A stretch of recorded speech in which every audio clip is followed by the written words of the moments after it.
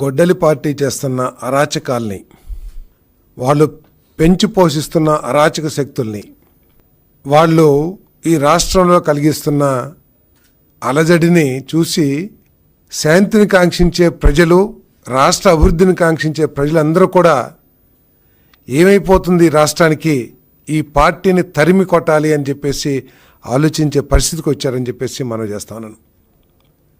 ఒక పక్క చంద్రబాబు నాయుడు గారి నాయకత్వంలోని కూటమి ప్రభుత్వం మన పిల్లల కోసం, మన పిల్లల బంగారు భవిష్యత్తు కోసం మార్గం సుగమం చేయాలి, దానికి కావాల్సిన ఎకో సిస్టమ్ ఏర్పాటు చేయాలని చెప్పేసి అహర్నిశలు కృషి చేస్తాం. ఇంకో పక్క ప్రతిపక్షంగా చెప్పబడే గొడ్డలి పార్టీ వైఎస్ఆర్సీపీ 5 సంవత్సరాల్లో చేసింది చెప్పుకోవటానికి ఏమీ లేక యువతని రౌడీజం వైపు ప్రోత్సహిస్తూ,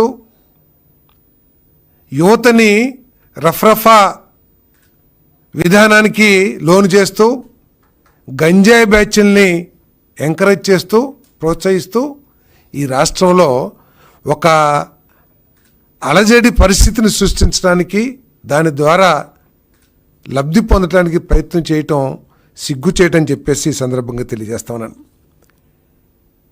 ఏ విధంగా అయిపోయిందంటే ఈరోజు వైఎస్ఆర్ కాంగ్రెస్ పార్టీలో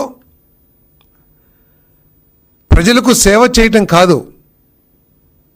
జనరల్గా ఏంటంటే మనం చాలా సంవత్సరాల నుంచి చూస్తూ ఉన్నాం, ఏ రాజకీయ పార్టీలైనా సరే సమాజంలో ఎవరు ప్రజల కోసం కష్టపడతారో, ప్రజలకి మంచి చేయటానికి తాపత్రయపడతారో అటువంటి వాళ్ళు ప్రోత్సహించి వాళ్ళని రాజకీయ నాయకులుగా తీర్చిదిద్దే వాతావరణం ఇన్ని దశాబ్దాలు కూడా మనం ఈ దేశంలో, ఈ రాష్ట్రంలో, మన ఆంధ్రప్రదేశ్ రాష్ట్రంలో చూసాం. కానీ ఈరోజు గొడ్డలి పార్టీలో కొనసాగాలంటే ప్రజలకి సేవ చేయటం కాదు, అరాజకం చేయటమే అర్హతగా ఈరోజు ఆ పార్టీలో నాయకులందరూ కూడా భావించే పరిస్థితి వచ్చిందని చెప్పేసి మనం చేస్తాం.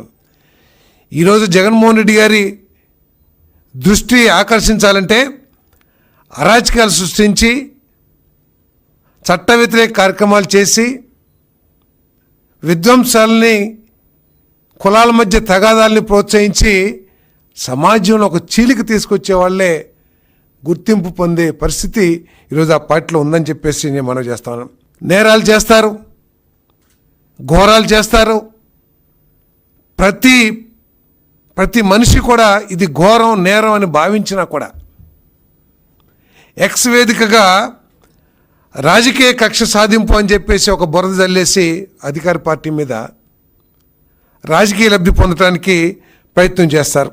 అసలు అక్కడ ఏం జరిగింది, అది కరెక్టా కాదా అనే వివక్షత లేకోకుండా, విచక్షణ జ్ఞానం లేకోకుండా, మన పార్టీ వాడు ఏం చేసినా సరే అది ఒప్పే అని చెప్పేసే విధంగా ఎక్స్ వేదికగా చేసుకుని రాజకీయ కక్ష అని చెప్పేసి తప్పించుకుంటానికి, రాజకీయ కక్ష సాధింపు చేస్తున్నారని తప్పించుకోవడానికి ప్రయత్నం చేస్తున్నారని చెప్పేసి మనం చేస్తాం. తప్పు చేసి దొరికిపోయాక బాధితుడిగా ఒక గుర్తింపు తీసుకొచ్చి ప్రజల్ని బాధితుడు గుర్తింపు తీసుకొచ్చి ప్రజల్ని మళ్ళీ మోసం చేయటానికి ప్రయత్నం చేయటం, ఇది చాలా ఘోరమైన పరిస్థితి రాష్ట్రంలో ఈ వైఎస్ఆర్సీపీ మూలంగా మరి జరుగుతుందని చెప్పేసి మనం చేస్తాం.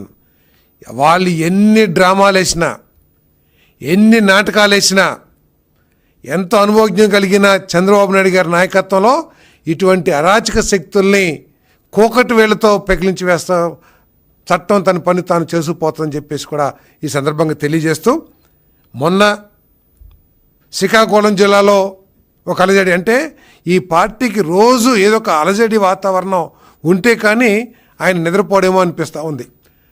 మొన్న ఒక పేదవాడు, నిరుపేదవాడు, గొర్రెల కాపరి, ప్రపంచంలో దేశాలన్నీ కూడా సగటు వయసును ఏ విధంగా పెంచాలి అని చెప్పేసి రీసెర్చ్ అంతా జరుగుతూ ఉంటే, కొన్ని దేశాల్లో 80 సంవత్సరాలు లైఫ్ స్పాన్ ఉంది, కొన్ని దేశాల్లో 70 సంవత్సరాలు ఉంది.